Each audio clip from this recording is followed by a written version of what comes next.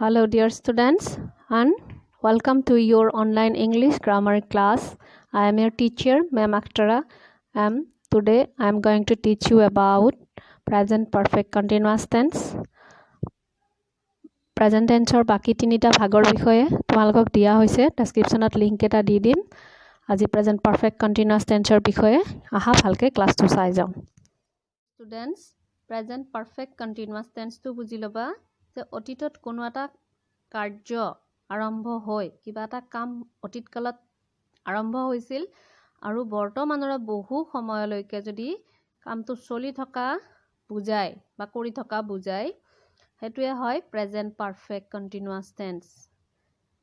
Present perfect continuous tense যে কামটো কিবা এটা সময়ত আৰম্ভ হৈ বৰ্তমানৰ বহু সময়লৈকে ই চলি থকা বুজাব লাগিব বা হৈ থকা বুজাব লাগিব। বুজি পাইছা নিশ্চয়? উদাহৰণ হিচাপত লওঁ তেন্তে এনেকুৱা ধৰণৰ হ'ব যে মই ৰাতিপুৱাৰ 4:30 বজাৰ পৰা দৌৰিয়ে আছো। ৰাতিপুৱা 4:30 বজাৰ পৰা এতিয়া ধৰা 6 বাজি গৈছে মই দৌৰিয়ে আছো। সময়টো কিছু দীঘলীয়া হ'ব লাগিব হেতুৱে হ'ব প্ৰেজেন্ট পাৰফেক্ট টেন্স। যে আমি এখন বিদ্যালয়ত যোৱা 3 বছৰ ধৰি পঢ়িয়ে আছো। এখন বিদ্যালয়ত 3 বছৰ আগতে আমি পঢ়া আৰম্ভ কৰিছিলো আৰু এতিয়ালৈকে আমি পঢ়িয়ে আছো। তেনেকুৱা ধৰণৰ বাক্য বুজাবলৈ প্ৰেজেন্ট পাৰফেক্ট কন্টিনিউয়াস টেন্স ব্যৱহাৰ কৰা হয়। এতিয়া আমি প্ৰেজেন্ট পাৰফেক্ট টেন্সৰ গঠন তো সাম স্ট্ৰাকচাৰ সাম যে প্ৰথম হব সাবজেক্ট তাৰ পিছত হব হ্যাভ বা হ্যাজ। সাবজেক্ট অনুযায়ী হ্যাভ আৰু হ্যাজৰ এটা ফৰ্ম আহিব। তাৰ পিছত আহিব বিন, তাৰ পিছত আহিব মেইন ভাৰ্ব, মেইন ভাৰ্বৰ লগত আইএনজি আহিব প্লাস অবজেক্ট আহিব। তাৰ পিছত আমি এক্সটেন্ডেড বুলি লিখি দিছো EX। এক্সটেন্ডেড আৰু কিবা কিবি ফৰ্ম হয়তো আহিব পাৰে অবজেক্টৰ লগত। উদাহৰণ কৰিব যোৱাৰ আগতে এটা কথা মন কৰিবা যে প্ৰেজেন্ট পাৰফেক্ট টেন্সত যেতিয়া আমি বাক্য লিখিম তেতিয়া দুটা শব্দ আমি এক্সট্ৰাকে লিখিব লাগিব সিন্স আৰু ফৰ।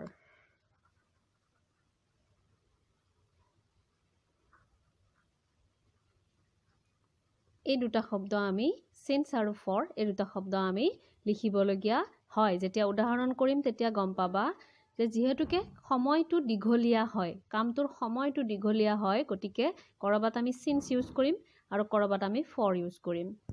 এতিয়া আহিছো উদাহৰণলৈ। উদাহৰণ কৰিলে আমি বুজি পাম। হি এটা উদাহৰণ লৈছো, হি 4 ঘণ্টা ধৰি পঢ়িয়ে আছে।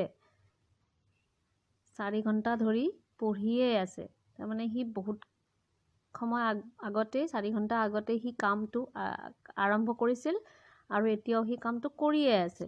গতিকে এটো স্ট্ৰাকচাৰ অনুযায়ী আমি এনেকৈ লিখিব লাগিব। সাবজেক্ট হি আহিব, হি, হিৰ লগত সদায় হ্যাজ আহে, হি হ্যাজ। তাৰ পিছত আমি বিন আনিব লাগিব, বিন। তাৰ পিছত মেইন ভাৰ্ব হৈছে পঢ়ি থকা, ৰিডিং, আইএনজি লগাব লাগিব। ইয়াতে আহিলে সিন্স আৰু ফৰ। যে 1 2 3 4 এনেকে যদি আমি গণনা কৰিব পাৰো, আমি আঙুলি মূৰত যেটো গণনা কৰো 1 2 3 4, সেই গণনা যদি কৰা হয় তেতিয়া হলে ফৰ ইউজ কৰিব লাগিব আমি। ফৰ 4 আৱাৰ্স মনত ৰাখিবা। আৰু যদিহে আমি 1 2 3 4 কে গণিব নোৱাৰো, তাৰিখ দিয়া থাকে, বাৰ দিয়া থাকে বা সন দিয়া থাকে বা মাহ দিয়া থাকে, তেতিয়া হলে সিন্স হ'ব। এটো কথা মনত ৰাখিবা। আন এটা উদাহৰণ লৈছো যে আমি এইখন চহৰত যোৱা 10 বছৰ ধৰি আছো। এইটো আমি 1 2 3 4 এনেকৈ 10 লৈকে আমি হিচাপ কৰিব পাৰোঁ গতিকে ইয়াতেও হ'ব 4 ইউজ কৰিব লাগিব যে আমি সাবজেক্ট লাগিল আমি উই তাৰপিছত হ্যাভ আৰু হ্যাজৰ এটা ফৰ্ম লাগিলে উই লগত হ্যাভ বহে উই have been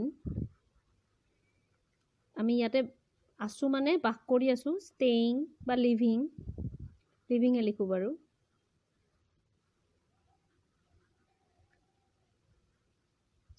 in this city এখন চহৰত ইয়াতে কৈছোৱে মই আগতে 4 হ'ব যেহেতুকে 1 2 3 4 কে আমি হিচাপ কৰিব পাৰো 4 10 যোৱা 10 বছৰ লাষ্ট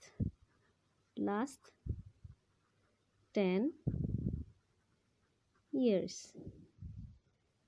ধৰিব পাৰিছা এবাৰ আমি since কেনেকৈ হয় তেনেকুৱা ধৰণৰ বাক্য এটা চাম আন এটা উদাহৰণ লৈছো হি যোৱা জানুৱাৰী মাহৰ পৰাই চাকৰিটো কৰি আছে ইয়াতে আমি এইটো কি মাহ নাজানো 1 2 3 4 কে আমি হিচাপ কৰিব নোৱাৰো গতিকে ইয়াতে আমি since লিখিম যে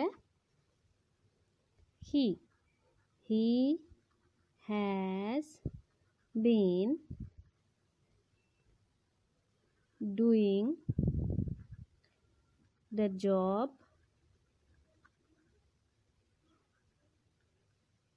মেইন ভাৰ্ব হ'ব কৰি থকা হলে do হ'ব doing the job since ইয়াতে since আহি যাব last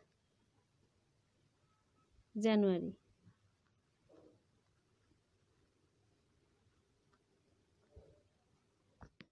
ইয়াতে দিয়া হৈছে যে লৰাজনে 2012 চনৰ পৰাই সাঁতুৰ শিকি আছে এটা কমা এটা ৰৈ গৈছে সাঁতুৰ কমা নহয় সৰি এটো চন্দ্ৰবিন্দু লৰাজনে 2012 চনৰ পৰাই সাঁতুৰ শিকি আছে গতিকে ইয়াতে হ'ব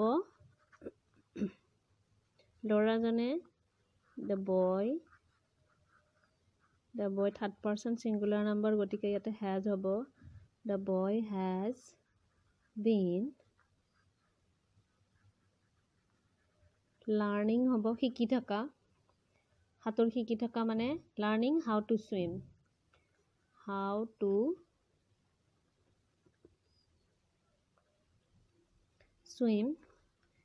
ইয়াতে যেহেতুকে আমি 1 2 3 4 কে হিচাপ কৰিব নোৱাৰো 2012 চনৰ পৰা কথাটো আমি কোন চনত কৈছো হেতুটো উল্লেখ নাই গতিকে 2012 চনৰ পৰা 1 2 3 কে হিচাপ কৰিব নোৱাৰিলে since হ'ব